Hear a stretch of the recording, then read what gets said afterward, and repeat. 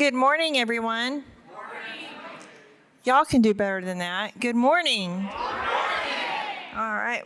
My name is Misty Hahn, and I am a woman in long-term recovery, which means I haven't taken a drug or a drink since December 10th of 2009.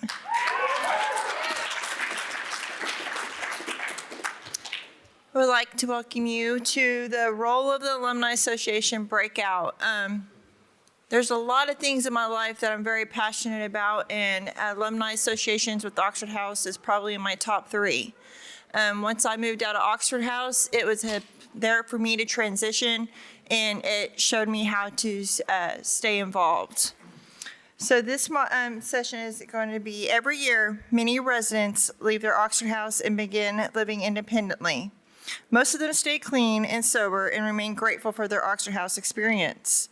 Oxford House, Inc. and the individual Oxford Houses, chapters, and state associations needs to do a better job of staying in touch with alumni who leave in good standing and help keep them involved in Oxford House. Tradition 9, the final Oxford House tradition, tries to set up the proper tone, but alone it falls short. Residents, individual houses, chapters, and state associations need to do more to motivate alumni to stay involved and suggest ways in which they can be helpful.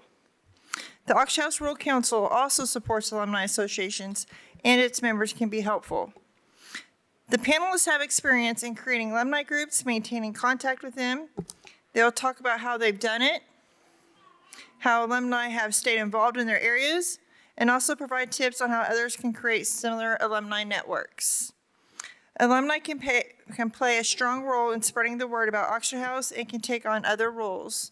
They can't share their strength and experience with current residents, but they should avoid overreaching and taking on responsibilities that belong to house residents. How many of you are grateful for your bed that you had in Oxford House?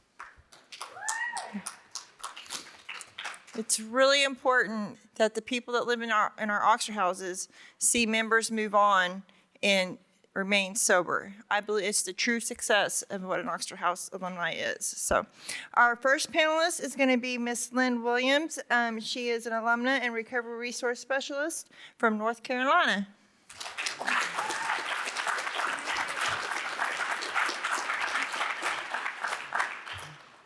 Good morning, family. Good morning. So my name is Lynn Williams, and I'm a woman in long-term recovery. And what that means to me is I have not found it necessary to pick up a drink or a drug since October 15th, 2009. Yeah. I asked to go first because I'm up here with some very heavy hitters. And so I didn't want to have to come behind any of them, so I chose my path this time. First of all, I'd like to say that I'm truly grateful for Oxford House, and Oxford House did save my life and played a very important role in that. So I am an alumni from North Carolina and Virginia, and I'm actively participating in both states.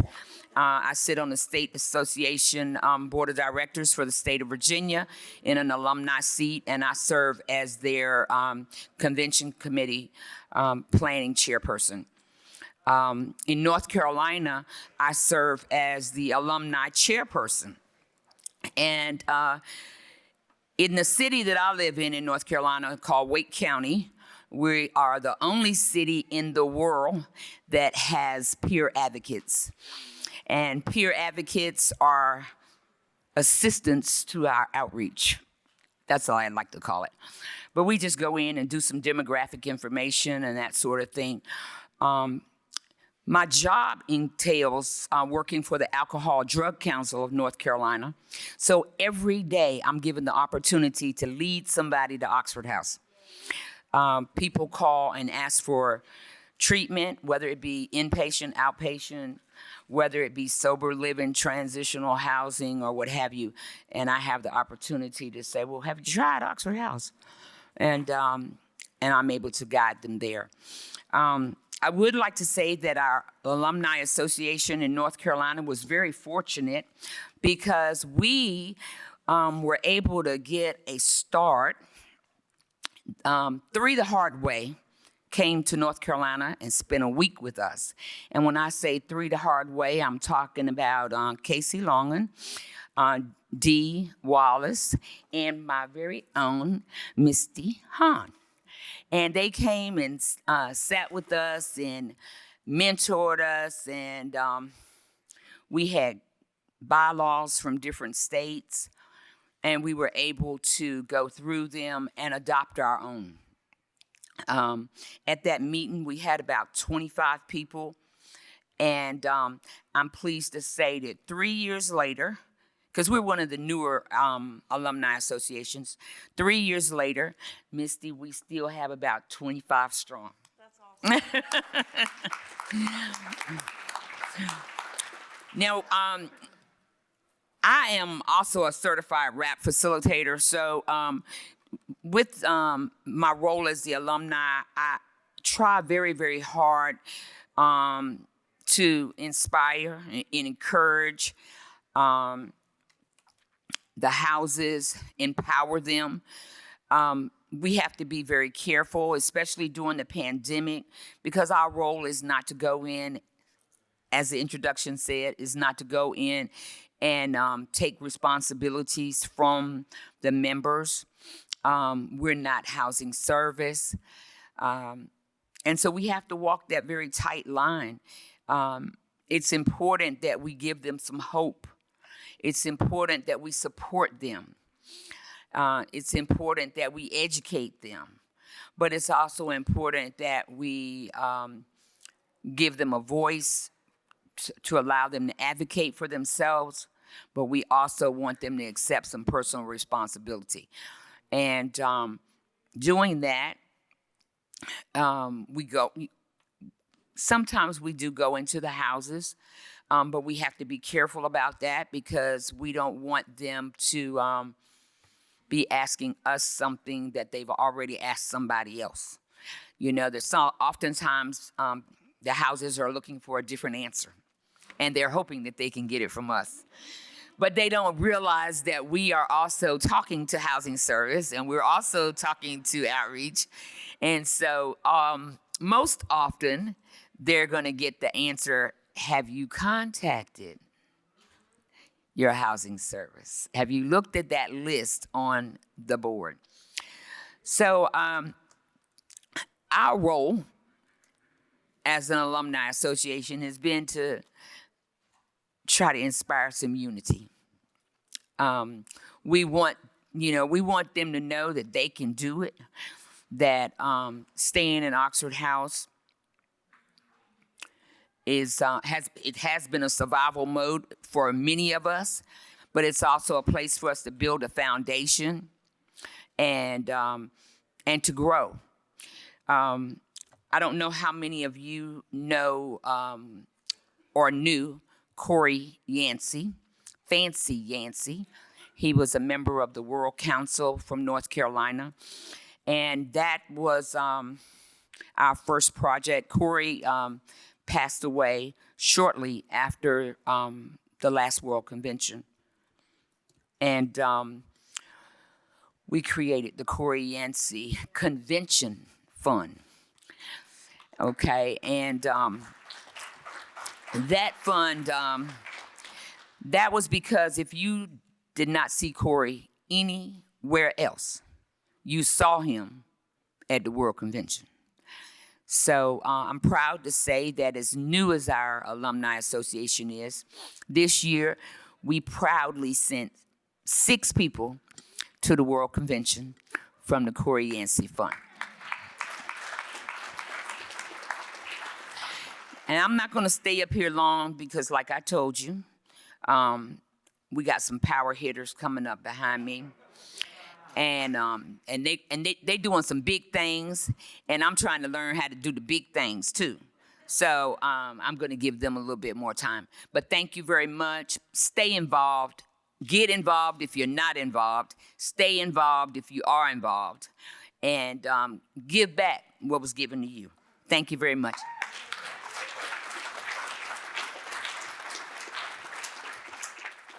Thank you so much, Lynn.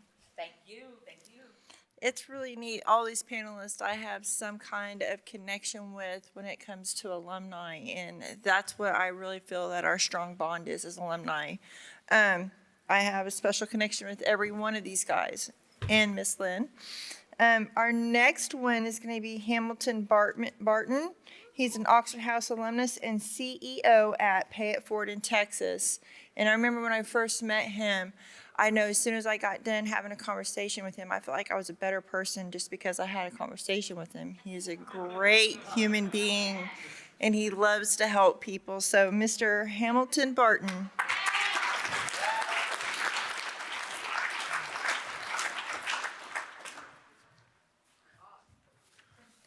Thank you, Misty. Thank you, everybody, for being here today. My name is Hamilton Barton. I'm a person in long-term recovery, and what that means is I haven't had a drink or drug since January 19th of 2014.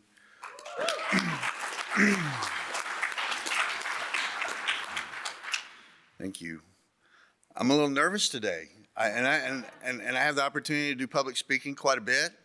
I presented the Wednesday before I got on a plane to fly up here this week. I presented to a Chamber of Commerce in San Antonio, and I didn't think about it at all, but I get in front of all the people that I'm here with that I really care about, and I get nervous, I guess, because I'm so emotionally attached to Oxford House, the Oxford House residents, and the people that are moving in the same direction as we all are. Like I said, my clean date is January 19th of 2014. I had relapsed out of treatment again, but while I was in treatment, I had run into a buddy of mine that I used to run the streets with, that lived in a Oxford House, and he said, "Hey man, when you get out of treatment, you gotta come live in my house. We got an Oxford House." And I was like, "What's an Oxford House?" And he said, "No man, it's cool. It's a bunch of guys, and we're all sober. We all hang out together, and we eat, and we go to meetings, and we all work." And he basically described like a sober frat house, right? I thought, well, that's all right. I could do that. Well, when I got high, against my will again, I called him up and I said, "Man, I don't know what to do." And he said, "Come on." And so I interviewed at the Wood Oak Oxford House in San Antonio, and I moved in on January 27th. So I had about a week clean when I moved in. And I've been clean ever since. When I moved into an Oxford House, man, I hit the ground running. I was so scared to go back. And for the first several months, I didn't go anywhere by myself, right? If I wasn't at work, I was at a meeting, and if I wasn't at either one of those two places, I was hanging out with my housemates. My first chapter meeting, excuse me, I got elected chapter chair, and I thought, what are these people thinking? Do they really know who I am and where I came from? And something happened, right? I got elected chapter chair, and I was so scared that I was going to mess it up like I had done everything else, that I read the house manual, and I read the state manual, and I read the chapter manual, and I scoured the website, and I mean, I highlighted stuff, and I said, look at what it says here, right? You know? And I was just fascinated by it. And then I really got into going and supporting other houses, right, that were struggling. And I remember one of the first house meetings that I went to, there was this house, man, they were down to like 3 people, and they were way behind and being able to pay their bills. And there was about 4 of us that showed up. And the 3 guys that were there, man, they just were going through their house reports, and they weren't even looking up, right? They were just kind of going through, because they were scared to death too, right? I mean, it was like, crap, who are all these people? There were more people that showed up to the house meeting from outside than people that lived in the house, because they cared, right? One of the people from the outside that came to that meeting that day told the house, he said, "Hey, look, I'm going to move in as a core member, and I'm going to pay my month's EES up front. So we're going to do that. We're going to put some money in the bank, and we're going to call the energy company, and we're going to call the landlord, and we're going to set a plan in place for you guys to be able to pull yourself out of this hole. And by the end of the meeting, people were high-fiving, and people were crying, and people were hugging. And I thought, man, there's hope in this place, right? And that's when I first really started to understand what Oxford House was all about. And it was about community, and it was about service, and it was about support. Well, at about 6 months clean, my ex-wife was in a little bit of trouble, and her attorney called me and said, hey, would you be willing to be a character witness for her at her court date? Well, I still didn't like her very much at that time, but but I thought, sure, my sponsor was really hammering at me at the time. If someone asked you to do something, you just go do it. So we got up there to where she was in court, and the judge came out and he said, look, I don't want to hear from anybody today. She's messed up enough. She's going to go to jail for a little while. Well, the issue is that we had 3 children together. I had 6 months clean, was just really starting to learn what it meant to be a dad, because I had abandoned my children while I was in my addiction. And so I had to take my kids, right? I was not ready to move out of Oxford House at 6 months. I had made a commitment to live in Oxford House for 6 months to 12 months because I wanted to be a positive statistic, like we've all heard. And so I took my kids. It was during the summer. I put my kids in summer camp. They were younger. I was able to put them in day camp for the day and go to work. And my dad, who had told me years before, said, you're not coming back to this house again. Who happens to be in recovery. My dad's sober. He said, look, you guys are going to come move in our house for the summer, and then when they go back to their moms, when she gets out of jail, you're going to go back to Oxford House. It's the only thing that's ever worked for you. And I said, okay. Well, my kids went back, and then my dad got in a terrible car accident, and I ended up having to take care of him for the next 3 or 4 months. Well, during that time was the convention in Oregon. Okay, and I had the opportunity to go out there and experience my first World Convention, what it was all about as an alumni. I've never been to a convention as a resident.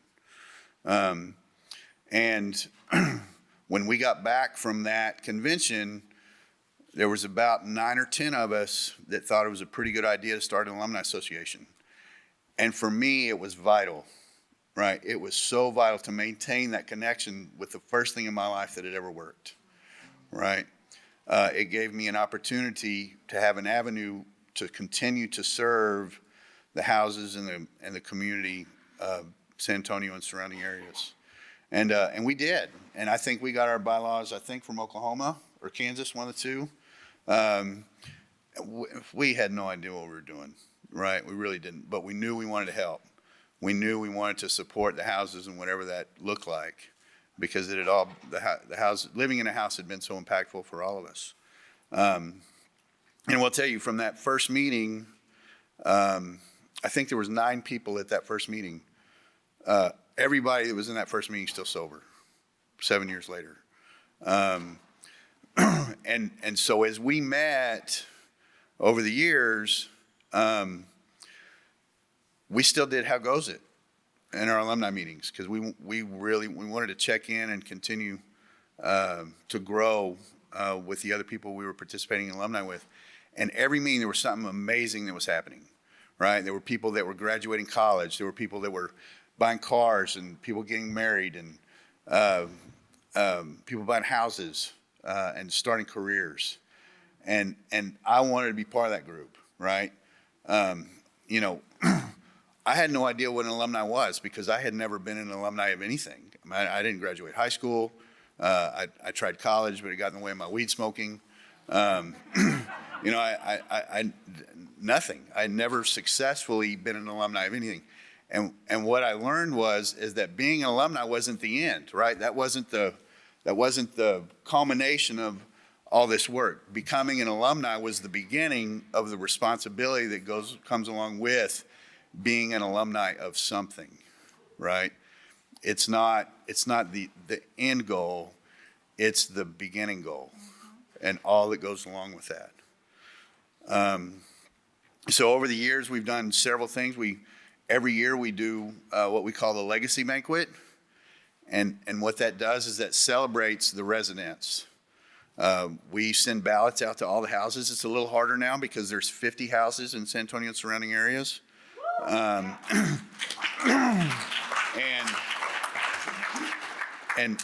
we send out ballots to all the houses, and we want housemate of the year for each house.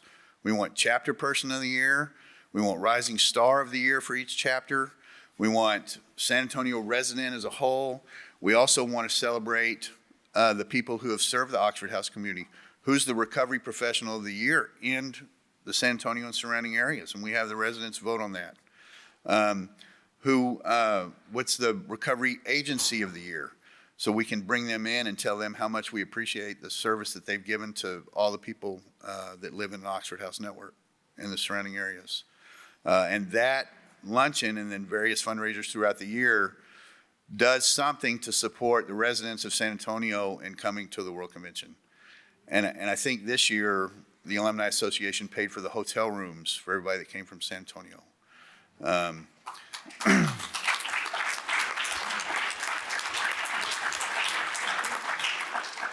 And the other thing that I have found that is so vital in being an alumni is that having the responsibility of being an alumni provides the opportunity to provide connection to the community for the residents in the house, right? A lot of us just so happen to work in the recovery field, right? And through that, we gain relationships with all kinds of different agencies and community organizations that the people in the house need to have. I mean, we have connections with employers, right? We have connections with treatment centers. We have connections with detoxes. We have connections with continuing counseling places. We know where all the meetings are, right? We know where the AA and NA clubs. And so if we're not involved with the houses, how do we tell the residents all that stuff, right? How do we help bridge that connection just like the alumni did for us when we first moved in? We're just constantly trying to figure out how to do it better, right? How can we help more? And my life, is evident of the work today. I didn't set out to create this life that I have today. It just happened because I was really concerned with what can I do for the person that's right in front of me, right? The results. If I'd have kind of tried to set this up 7.5 years ago, what I wanted life to look like, man, I sold myself short, right? But it took place because I moved into an Oxford house and I didn't buck the system, right? I didn't move in and be like, oh, hey, let's change this rule. Hey, let's do this. I followed the guidelines. I read the manual, and the manual said this works this way. And if you want to be successful in your recovery and support other people in the same, do these things, right? And help each other to do these and hold each other accountable. My housemates taught me through their parenting of me, because I needed a lot of parenting when I moved in, how to be a good parent to my children, right? I have 4 teenage boys. My children have grown up.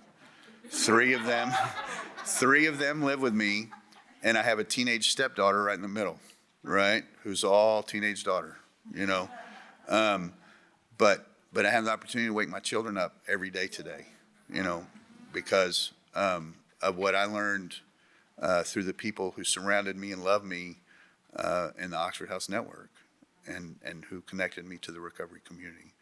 So being an alumni is a responsibility that's so important to the ability of the recovery community as a whole to prosper in whichever community you come from. So please, moving out of a house is not the end. It's the beginning of whatever your life is going to look like. So thank you for letting me share. I appreciate it.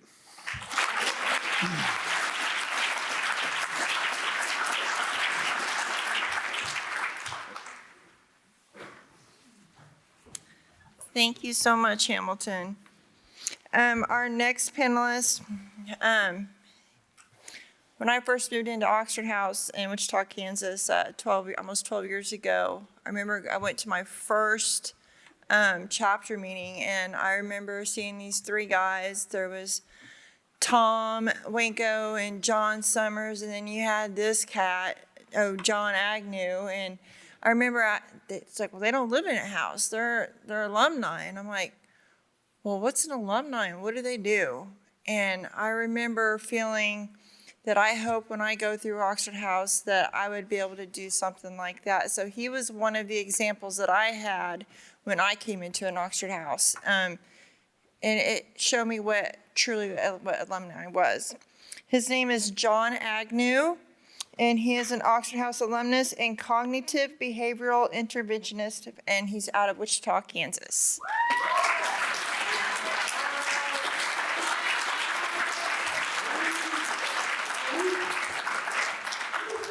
Thank you, Misty. Thank you, Misty. In the house. In the house.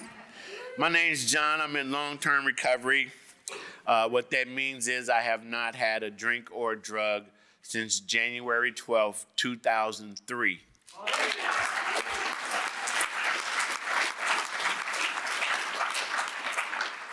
You know, like Misty said, John, I'm going to hit my watch if you start going over time, because people that know me know I talk a lot.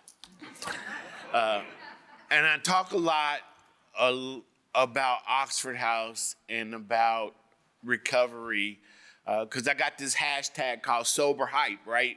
Because sobriety, it needs to be hyped up. We need to do that. And so I got this hashtag so you can see it. You can put it on whatever you want, hashtag Sober Hype. I started off in Oxford House, and it's kind of really weird because some people are in here who I love dearly that have helped me in my journey. I did not know what Oxford House was when I was in treatment, and I met this little thug dude, and he was like, man, when I leave here, I'm going back to Oxford House. And I'm like, what is Oxford House? Like Hamilton was talking about, what is Oxford House? What is this thing? I said, yeah, man, guys live together. They stay sober. And man, that's what I'm doing when I leave treatment. I'm like, okay, go ahead.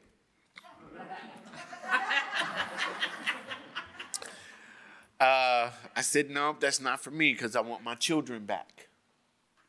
I need to be a dad to my children. That was my only goal, was to be a dad to my children.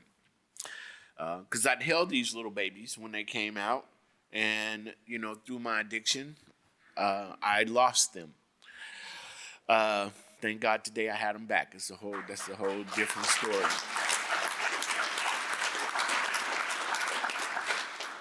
So, my friend moved into this Oxford House. They were opening up a house, and they hadn't opened yet. He said, I'm going to go help open up this Oxford House, and you need to come over there. And I'm just like, nope, you go ahead, man. I'm not doing that. I'm not living with a bunch of guys. I just lived with 33 guys in treatment, and I'm not living with them. I'm not living with no more guys.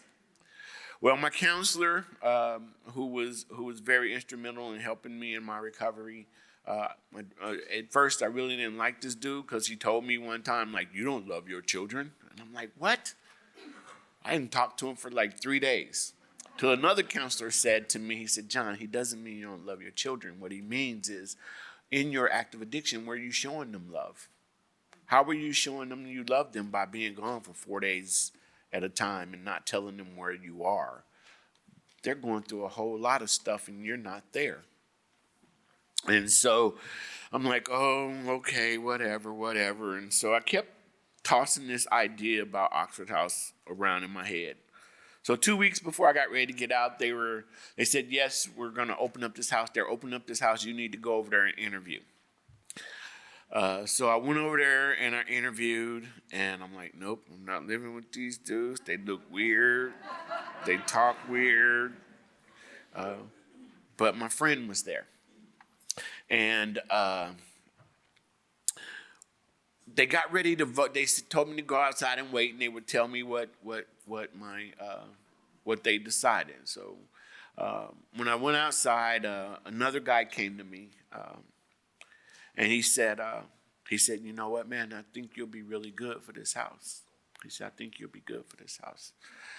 I'm like, man, why you tell me that now? Because now I got all these thoughts going in my head. I said, I can't leave now because they didn't thinking I'm going to be coming in. So I said, I'll stay there for a few months or so. 6 months, I think that's what they said, commit to staying 6 months. And so I committed to staying 6 months. I just want to tell you that ended up being 4 years.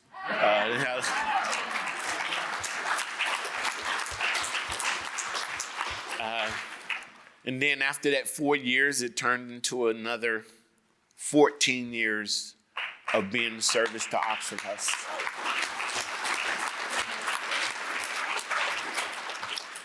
I did want to really talk. Before I do that, I'm like, you guys, I got to drop the mic because you guys already talked about what I want to talk about. But I just want to say, the awards banquets and those things, when we start doing those things, man, they were super cool. And I want to recognize 2 of our alumni who went out to a little small rural town in Kansas called Great Bend. Anybody know about Great Bend, Kansas? Mike Swally, Rita Geringer, stand up.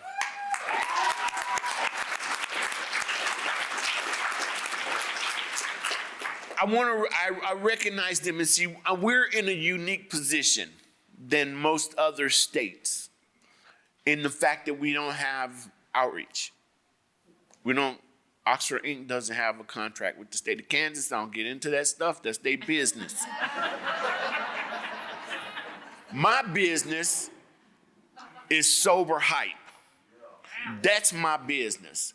My business is when those individuals come into an Oxford House, that we show them what recovery looks like. And that's how I want to talk about how Oxford House fits in. How do we fit in? Around the country, you've heard it talk about how we are examples, and we are the examples for the newcomers. We should aspire to be alumni. Our Alumni Association started off as our community support group. That's what it started off as. And I was a resident when I first attended that meeting. And my friend who taught me into going to Oxford House, I got to call him out, Misty. Yeah, call him out. Victor Fitz, stand up. Call him out.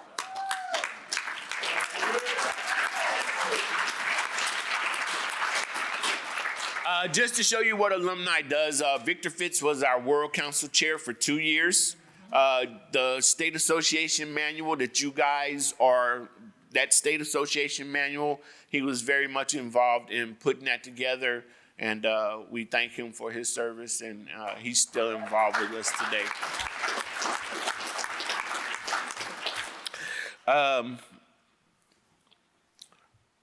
Alumni. I looked up the word, and the original word is in Latin. One of the original words is called alere. And what that means is nourishing. I did too. It's some more, because I wanted to be able to share some of this stuff about, how that passion that we have to help the houses and to help the individuals and to help the chapters, how that is. Alumnus means nursling or pupil. Nursling or pupil.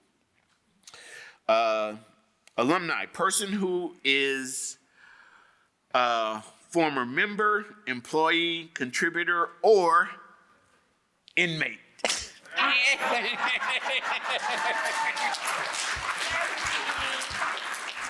So we can all relate to that, right?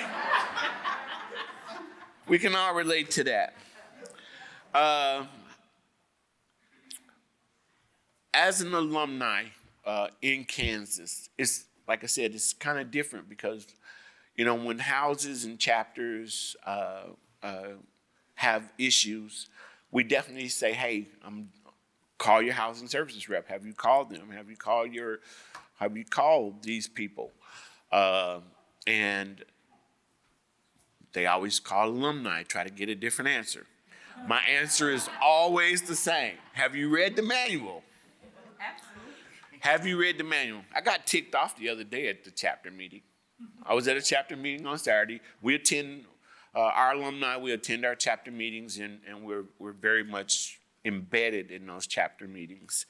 I asked this particular chapter, I'm like, what is the third tradition? What's the third tradition? Who knows? Come on, man. Third, huh? Brian. He's one of my. I asked that question because that's what we do. We have to educate. And that's where we fit in. We fit in by educating the chapters, educating the new members. Misty, how many workshops did we put on while you were? Put on quite a bit. That's where I met James McLean. Yeah, absolutely. And so we put on workshops and we do those things to continually educate and continue to be examples to the new members that come in Oxford House. For me, that's been 18 years of service to this organization. Without Oxford House Incorporated overreach, and I'm going to tell you why. When we opened up that house, finally, we had a grand opening. We had a state convention there. I lived in the house for 5 days, probably a week. We were still working on the house, still trying to build it up. We were planting a garden in the backyard, and had a koi pond, and it was like the premier house in Wichita.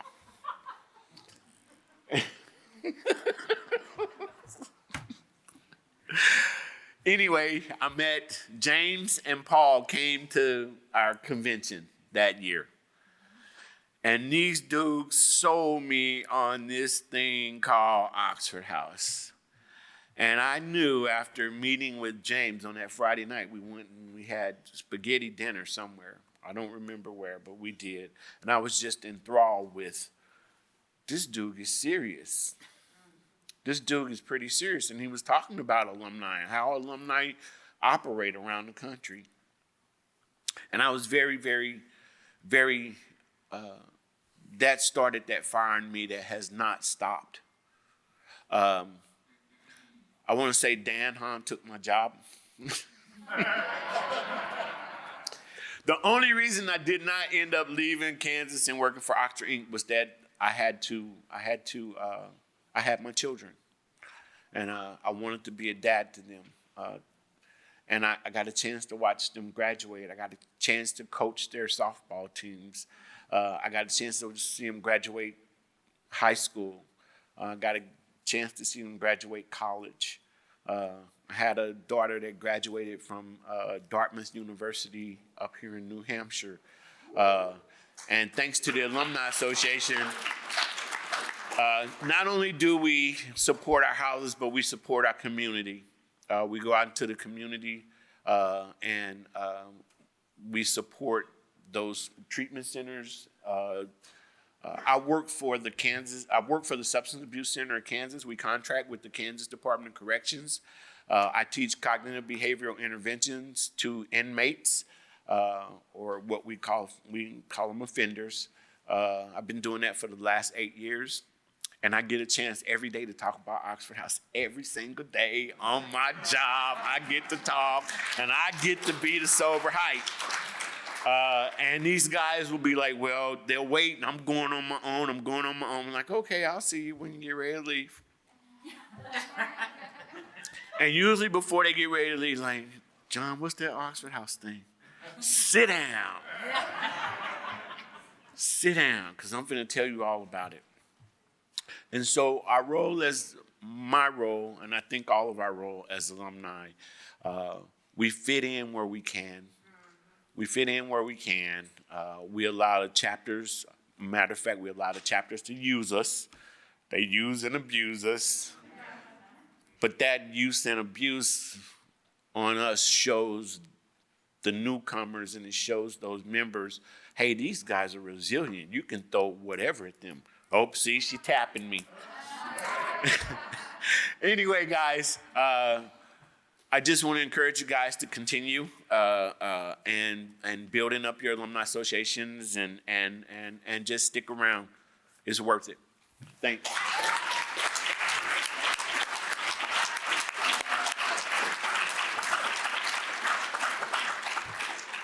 You got to keep John on a leash.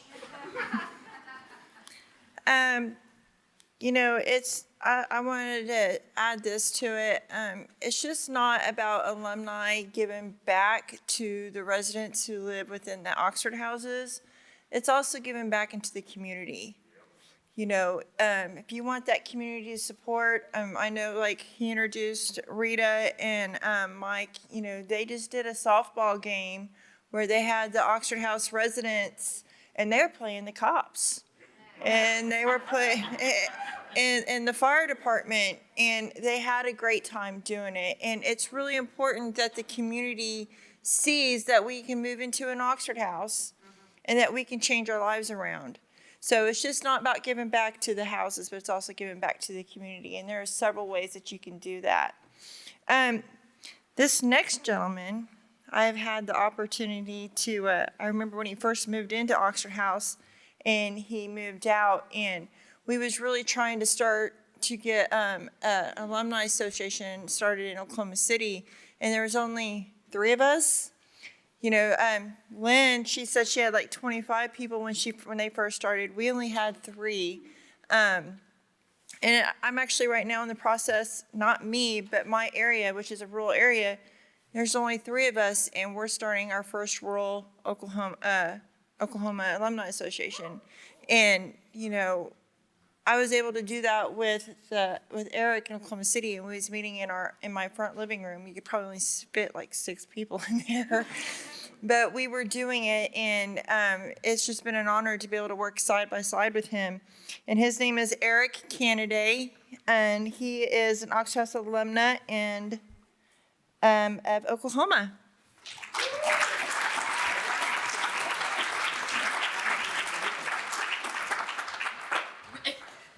I'll let him tell it. No, what am I telling? He's going to tell it. He's not going to tell it. Thank you, Misty. Good morning. All right, so I'm going to read something here, and one of the things I always like to say is, I write some policies for my job, and I always like to say, words mean things. So in Misty's introduction, she talked about, as she was reading the preamble, the opening statement there, she talked about how the manual fell short. But I want to focus on just that front part of Tradition 9. And we won't have a test. I'll read it to you.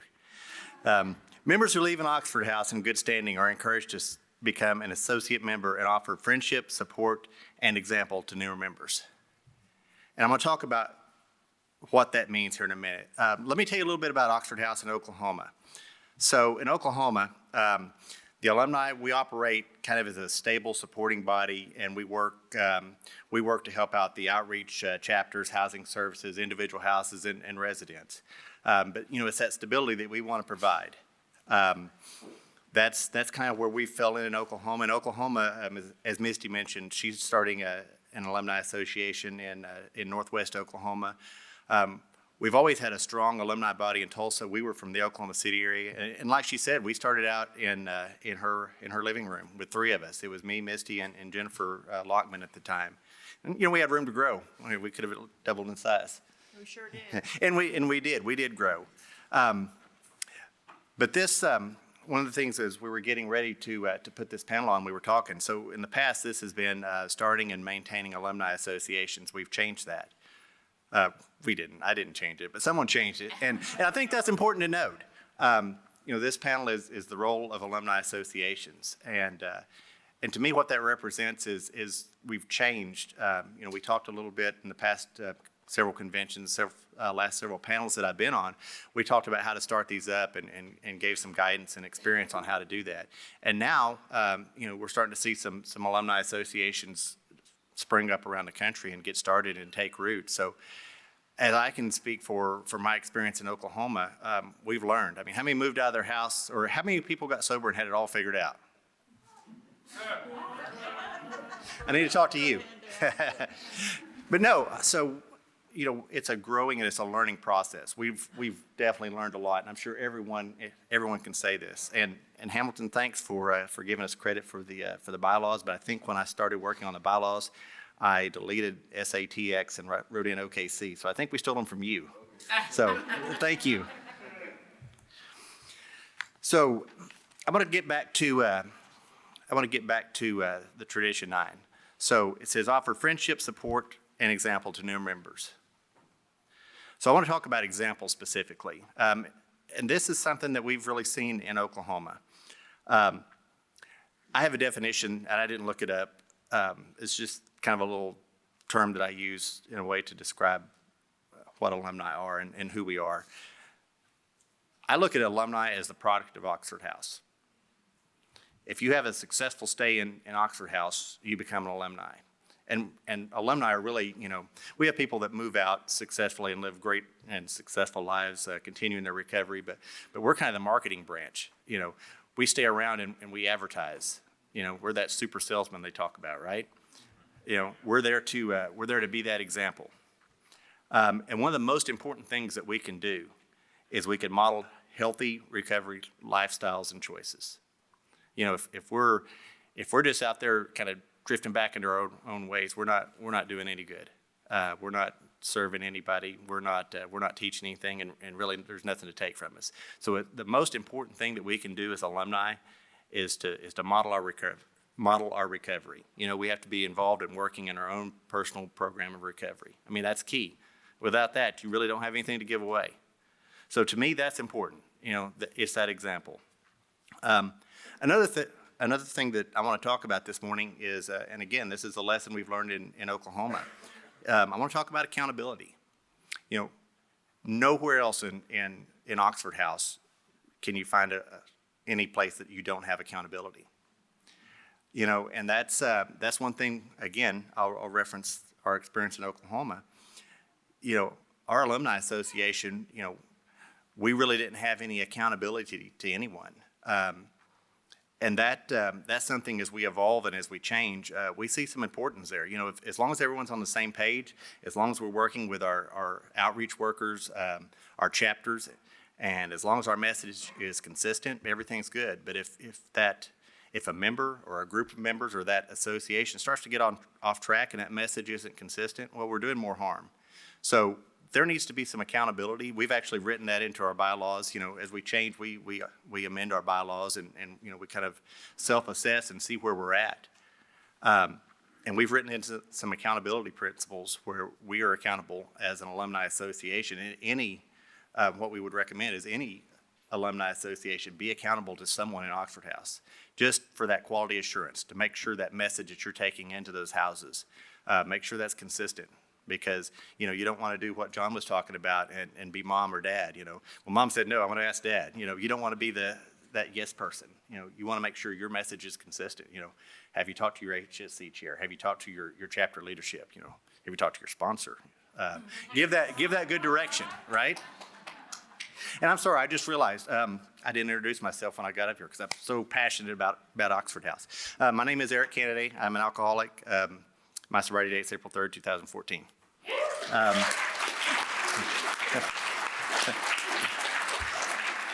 It wasn't on my notes, so I didn't really have a place to go there. But It wasn't on the spreadsheet. It wasn't on the spreadsheet. Spreadsheet guy. So again, we've talked about consistency of message, bylaws, and all that's the bylaws in Oklahoma that kind of gave us operating principles, some guidelines, and that's kind of how we internally held ourselves accountable. But again, we've amended that to again make ourselves accountable to someone else, just like you find with a resident, a house, everywhere else in Oxford House, there's some level of accountability to someone else, and that's become important. Again, on the role of alumni, one of the things that we've learned is, we were gung-ho, we were excited, we loved Oxford House, we were grateful. And we wanted to go out and we wanted to do everything, and we did. But we weren't supporting, we were enabling. We were we were doing everything for the residents. And, we probably went through a couple of conventions like that. And we started to notice, all the residents are we're sending a lot of people to the world, but we're really robbing them of their service, their opportunity for service. So we've really tried to step back and be in that support role. It's like when you become an alumni, your house may invite you to come back, and mine even gave me rights to vote in the house, which I was very grateful for. But I like to go in there and they would look at me to vote. I would give them some suggestions and that kind of thing, but I'd sit on my hands. I don't like to vote and put rules and policies in place that I don't have to live under. So it's important that we're there to, again, be that example, be there for support, be there for friendship, but we don't want to run that house. We don't want to run that resident's life. It's important for us to just to stay in our lane. So don't overreach. I guess that's the most important thing I could say. So I think Lynn asked, how many of you guys are grateful for the bed that you have in Oxford House? How many of you are grateful enough to be involved in service work? So what I would ask that you do is harness that gratitude and continue after you leave Oxford House. And if there isn't an alumni association, get together with a few more, start one. If there is one, get involved and continue that service work. And that's all I have. Thanks.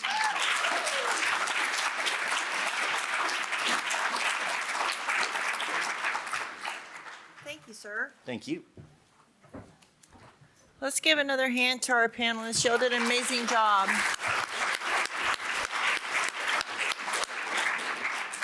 So at this time, we're going to open it up for questions. We have a microphone. If you have a question, please step up and ask the question. And one of them, or I, would love to answer your question.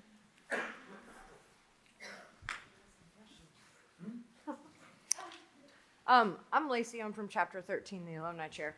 And Hey. Hi. So we've been struggling lately with our vote in the chapter. We have 10 houses, so we have one vote for every 3 houses. So that gives us 3 votes. Would you guys recommend us exercising that vote only in emergency situations, like if it's a tiebreaker or something like that? Or do you feel like at our chapter meetings, we're trying to find balance on how involved we are? So should we exercise our vote on each motion, or should we exercise our vote only in tiebreakers? Are you talking about the vote at a state association meeting or at a chapter meeting? Chapter meetings. So in Oklahoma, we have a similar thing, but it's at the state association level. I guess my advice would be, whatever you do, be consistent. I don't like the idea of being the tiebreaker. That kind of leads to politicking. So, if you're going to vote on every motion. And I really don't have any suggestions whether you should or shouldn't vote. But if you're going to vote, don't just be the tiebreaker.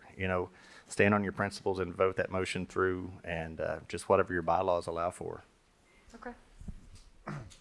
I'd also like to suggest, to make sure whatever you guys decide, try not to vote on issues that are going to affect the houses, right? Okay. That aren't, like, if they're big kind of umbrella issues, I would think that'd be all right. But if it's an issue that only affects the residents in the house that you don't have to live under, I would not vote on an issue like that. Okay. You're doing a good job, Lacey. Thank you.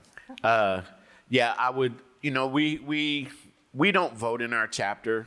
We don't vote in our chapter.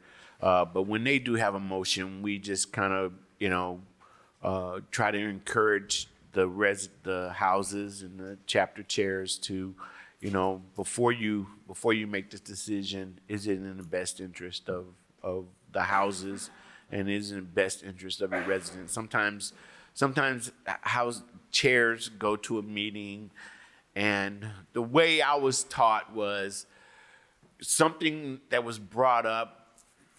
Sometimes you take it back to your house, especially if it's super important. You take it back to your house, and then you bring it back to your next chapter meeting and vote on it. So that way everybody is involved with that process. So. Okay. Cool. Thank you guys so much. Thank you.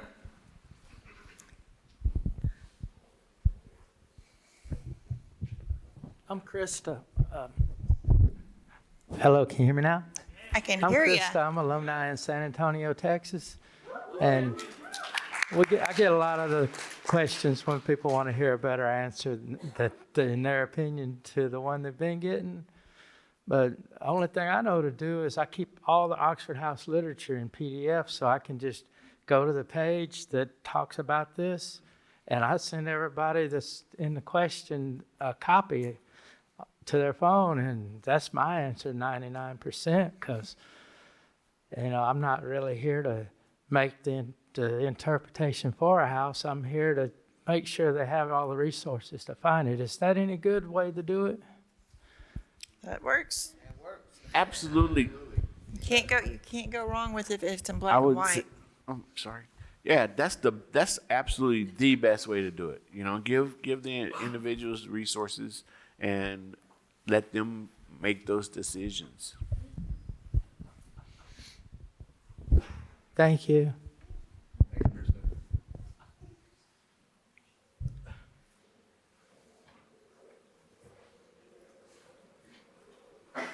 How's everybody doing? Good. How are you?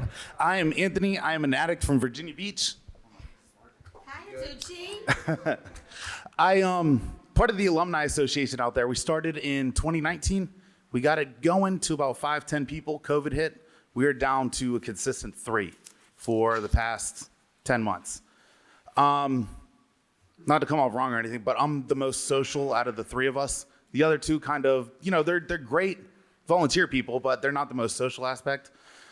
My advice to myself is to go to the meetings where the addicts go in Oxford House and to reach out and talk to those addicts. But it's just been months where we are just struggling for consistent participation from people. Open to any ideas you guys might have, anything at all, by the book, not by the book, anything you got. Once people start to, Lynn knows me. Lynn's probably scared I'm holding the microphone right now. But, yeah. Anything you guys got once they show interest, how to reel them in, keep them hooked, anything. Thank you. I want to say this he's not here today. He passed away last year. John Summers was our consistent alumni for years. And for a long time, it would be me, him, Tom, and Victor. That was our alumni association. But what happened was when we had events or fundraisers or anything of that sort, people come out the woodwork. Really, when we have an award banquet, we do the planning and we ask for input and we do all that stuff. But when it was time for those events or things to happen, man, we have way more. They're like, okay, what can I do? What can I do? And they show up and they do that kind of thing. And it's important that you 3, continue that message. Hey, we're going to be involved and these are the things we're doing. This is what date is happening on. Show up. And that's basically, what we did. Okay. It's been really tough for a lot of alumni associations during COVID. That makes me feel a little bit better. It's just not you. I know that in Oklahoma City, they were just meeting via Zoom. And I remember when we first started, we were doing unity events. We was doing one unity event once a month at a house, getting people together, getting a speaker, just trying to keep it. And then here comes COVID, and we weren't able to do that. So they were just meeting via Zoom. And I think we lost a lot of the alumni during that time. Mm-hmm. So don't feel like you've done something wrong because you haven't. It's just the way of the times. But if your heart's in it, you keep doing what you're doing, and you're going to be that example, because there's going to be more alumni that's going to come your way, and they're going to see what you're doing, and they're going to feel that passion. Okay. Just don't give up. Just keep doing it. Even if it's just you can still achieve mountains. Okay. Okay. True. Okay. True. Thank you.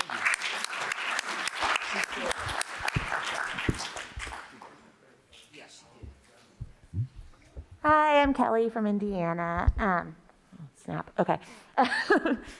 Similarly, we don't have, we're kind of struggling a little bit. We're starting. There's a few of us who've done Zoom, all that. And we're kind of. Just so we can hear. Oh, my bad. Yeah. You're a little bit muffled. Sorry. So one thing that we're kind of curious about, we started a bank account and we have been requiring dues in order to vote in the alumni. And we're just figuring out like, what is an alumni association? So I'm just kind of curious. I think that's kind of also prevented maybe some people who have moved out in good standing to join the alumni association because, obviously it's a lot more expensive to live outside of an Oxford house. So yeah, I'm just curious about like dues within raising money, all of that, the role that money plays within an alumni association. I can speak on Oklahoma. Our alumni associations, we do not require dues. It is service work. I was just talking about how we just started the Northwest Oklahoma page. She's one of our first 3 members, and what we did to raise money is I created the EIN for the bank account, and we went and got a shirt order on front. And have you seen on front?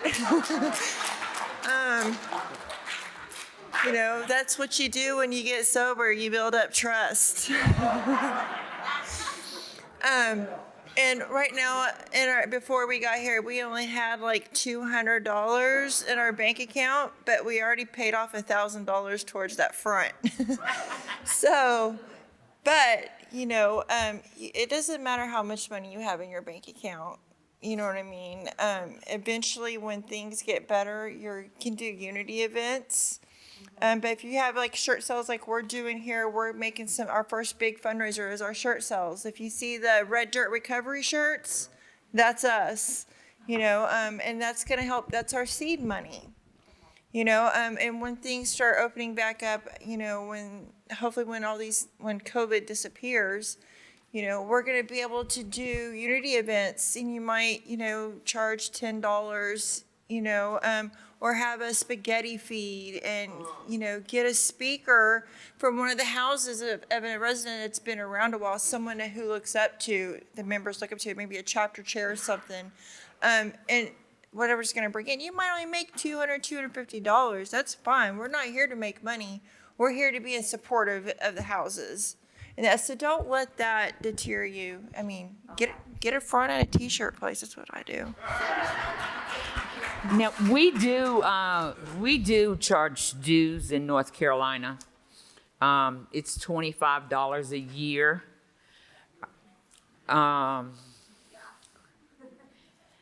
If someone isn't able to pay, we haven't turned them away.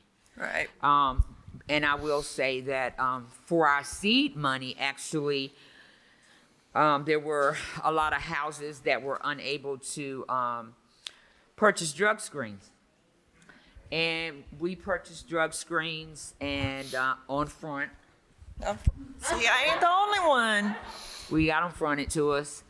And we have them for the houses. We don't promote them, but there are houses that are going to buy them. And so if they're going to buy them, they might as well buy them from us.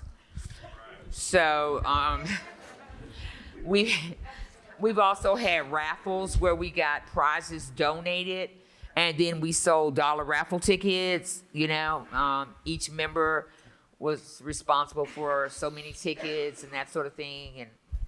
And we were able to, make money there, make a few dollars. And we've gotten some donations from chapters and things like that as well. We don't always have a lot of money. Sometimes we don't have any. Yeah, my name is Jacob Clark. I'm the vice chair for the state of Oklahoma, and I just stepped down as the housing services chair. And my question is for you, Eric. You talked about the new bylaw that we're introducing here in Oklahoma, and I'm kind of right in the middle of that deal with the former alumni that are going in and out, and I was just kind of like to get some clarity on because when we get back from World, we're going to get together with the state association or the leadership of the state association and the alumni in the metro area, and we're going to go over the accountability that you're talking about. And I'd kind of like to get a little clarification on do we as members of the House, are we going to have a voting body in the Alumni Association, or how is that going to play? I mean, who is the new alumni going to be accountable to?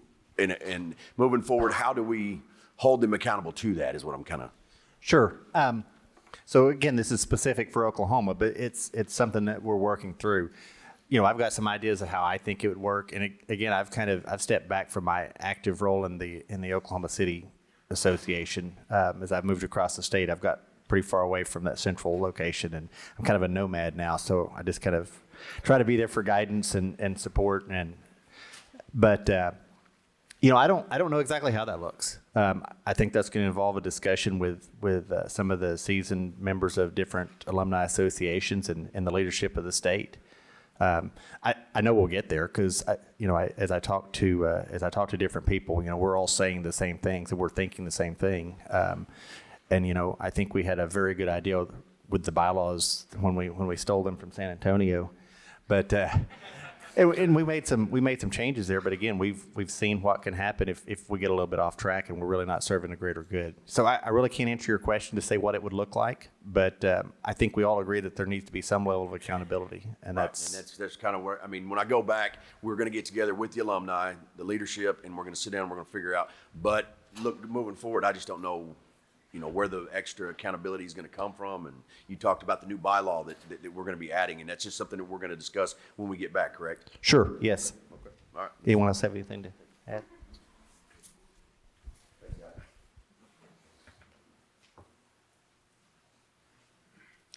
Good morning. My name's Stephanie. I'm from Washington State, Chapter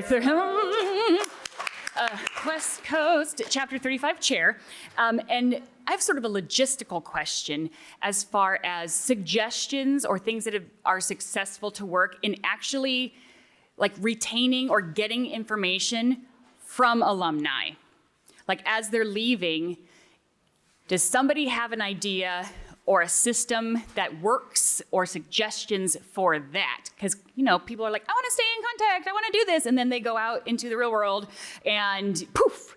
And I'm looking in the next couple of months to move out, but I'm clearly going to stay very involved.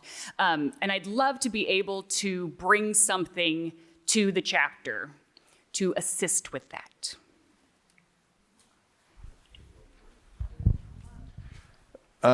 So let me see if I can answer your question right. So the alumni association, it helps if they have an active connection with the houses already and are engaged at chapter. But our alumni association has a Facebook page, okay. and we have several people who have the ability to administer that page to be able to, when someone moves out, and they know it, they just add them, right? They just add them to it. And so that, I think that connectivity part, that's a big one, right? Not everybody's on Facebook, but most everybody is. Right. And they have to be, because a lot of the house business or, chapter things and community-wide Oxford House stuff is done on Facebook.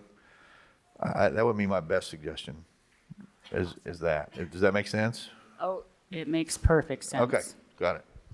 Thank you. Just being visible. Our alumni association is very visible. Okay. We're visible in the recovery community as a whole, whether it be a 12-step or whether it be faith-based or whatever. But our alumni association is very versatile, and we're just out there, and people see us and they. Oh, I moved down, I want to join. I want to be cool like you. We post our meetings on Facebook. Okay. And, and if you want to join, you go to our Facebook page and you ask to join. There we go. Yep. Okay. And you do know that if you go to oxfordhouse.org, you can also register nationally as an alumni member. Great. I don't know if anybody knows that in my chapter, so I'll tell them. Thank you very much. You're very welcome. Mr. Victor Fitz.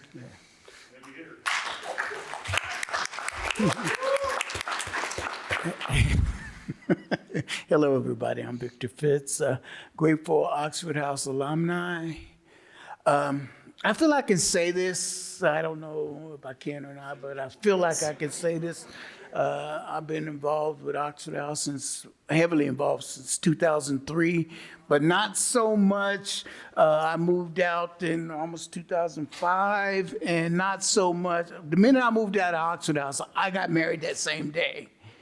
And that same day I got married, I moved out. And so I would carry my wife here with me to world conventions, and I was the alumni chair on the World Council for a few years. And I got my family involved, and we all worked for. Dad was in it, we all were in it. It was a family and so affair. It was a good thing, and I say that for one reason, a couple reasons is availability. As you move out of a house, especially when I was alumni chair, one thing that I noticed was that at that time there were 27,000 people in Oxford houses throughout the country at that time. And as I looked at the alumni members, as I was working as chair, I had less than 100 alumni members in the whole country. I said, what's going on here? We got 7,000 people, and only 100 people are alumni members.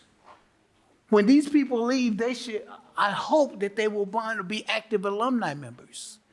And so I was working towards that, and we would do our alumni banquet.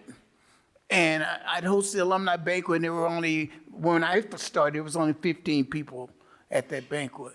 And so I say availability again, because that very day I called Mark Spence and said, Mark, will you come speak at the alumni banquet? We need some people who are Oxford House alumnus to come in and talk about what that experience. He said yes.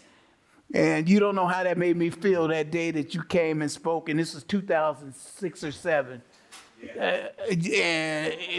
Yes, he came and he spoke, and I said, my gosh, these guys really care. He really cared enough to come back, didn't get paid, and come talk to people about what Oxford House is.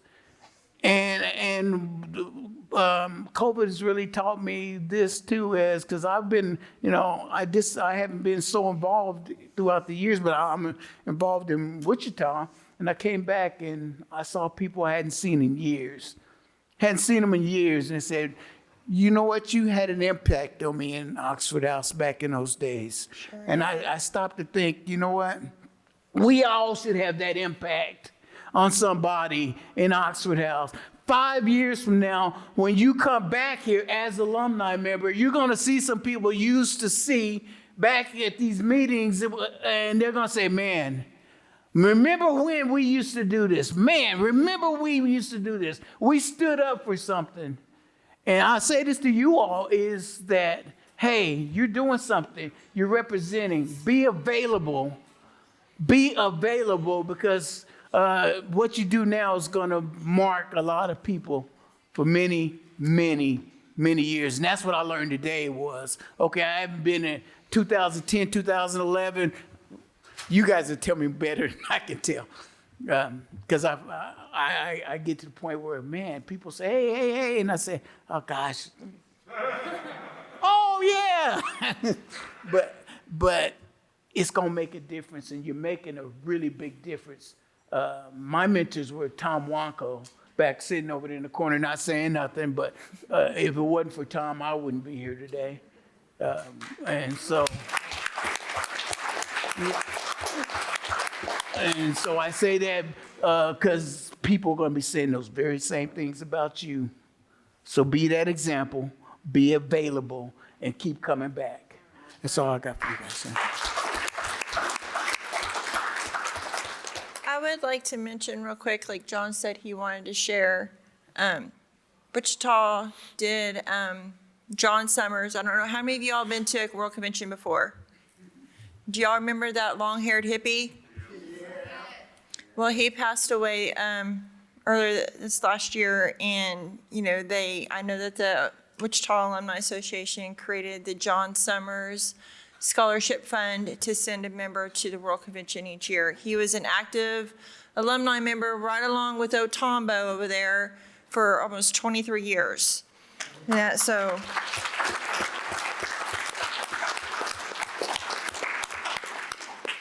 Yes, sir. Hello, my name's Juan Ramos. I'm with Kansas City, Missouri. Hey. Yep, love Missouri. So we have an association that we're just starting up. But my question is so now that I'm in recovery, I'm clean and sober. My head's just thinking about a lot of different ideas, right? Of course, more positive ideas. How is the alumni, or how far can I go with outside influences? Okay, so I guess I work for Ford Motor Company in Claycomo, Missouri, and I'm also a chaplain for the UAW. And so I recently asked the president of the UAW if I could, as a chaplain, if we could represent something outside the community. And so I chose, of course, Oxford, since I'm an alumni, and they were like, okay, we would sponsor something like that, or we would back something. Is there a fine line there on, I know, because, some places don't, outside issues or something like that. Is that something that I could still entertain and still maybe bring into, into the Oxford alumni, and maybe use them as a sponsor when we do charitable events? Can we take contributions from them? Can they, do awards banquets, maybe sponsor a table, do 5K races that we do and raise money? I mean, is that something that I can entertain and maybe even go further? Yeah, absolutely. So I'm gonna touch base on this real quick. We found that when we first started, we were doing bake sales or car washes or t-shirt sales, and what we found is that we were asking the residents to support the alumni to be able to support the residents. Does that make sense? Yeah. We were taking their money to give it back to them. Right. So anytime we did a fundraiser, one of the biggest things that we do is invite community partners. If we're doing a dinner, Right. we ask Ford Motor Company. Yeah. Or we ask this treatment center. Right. Or we ask, this organization or this law firm or this or that to support, to kind of bring in and spread the burden of support of what we're trying to do for the residents, and provide educational piece and connectivity. And it allows the community to be involved in the expansion of the alumni network, which is in turn supports the Oxford House network. But you got to do it as a group, right? You got everybody in your alumni association has to agree, right? That going about this way. The first thing we learn is trust the process, right? We got to do it as a group. We can't just go out and do it on our own. Right. We have to kind of get permission in doing that from the group and make sure it's okay and it's not in violation of anything. Right, that was my biggest thing. I Yeah. didn't want to be in violation of any rules or bylaws or anything like that, but. You guys make the bylaws, Right. right? So whatever those bylaws say, as long as you move forward in that direction in the group and everybody's on the same page, I think you're good. Yeah, I'm pretty excited, and then they're very supportive. They want to be a part of it, and then, so we're going to sit down and have a meeting about it. But I just wanted to make sure we weren't, Yep, you're crossing. You weren't perfect. stepping on anybody's toes, and we're not crossing anything. So Yep, you're good. yeah, thank you. All right, if any of y'all have any more questions, any of us will be available throughout the weekend. Y'all have a great time.